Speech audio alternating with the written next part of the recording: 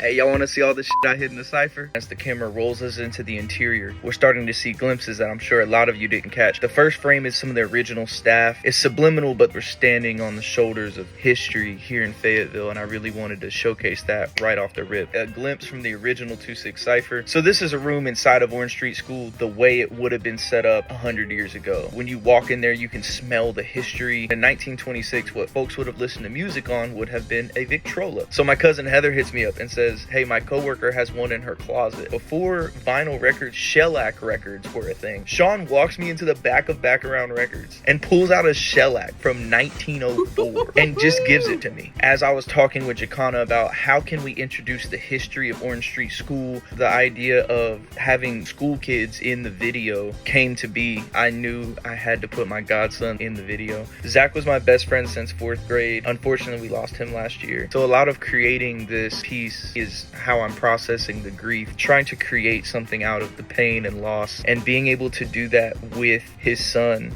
meant everything to me. Zane's mom was Yasmin. She was such an incredible supporter of all things arts in Fayetteville. As Cole talks about in the fall off, if you're from Fayetteville, you've lost a lot of people. So I really wanted to make this in honor of them, in honor of all the folks that we've lost in the Ville. So now that we had our little boy casted, we also needed a little girl casted as well. And Anjay plays the teacher in this scene. She is a great friend of mine, and her daughter Zalasia is incredibly talented. I knew that she would be able to come on set, deliver the performance, and she's a little older. She's been on sets before, and I knew she could hold Zane's hand through this process and be a great role model. As the kids run out, I want to show what kids may have been wearing back in the 1920s, and then flash forward to what they would be wearing now in 2026. So I needed some 2-6 project shirts printed in these sizes perfect for Zane and Zalasia.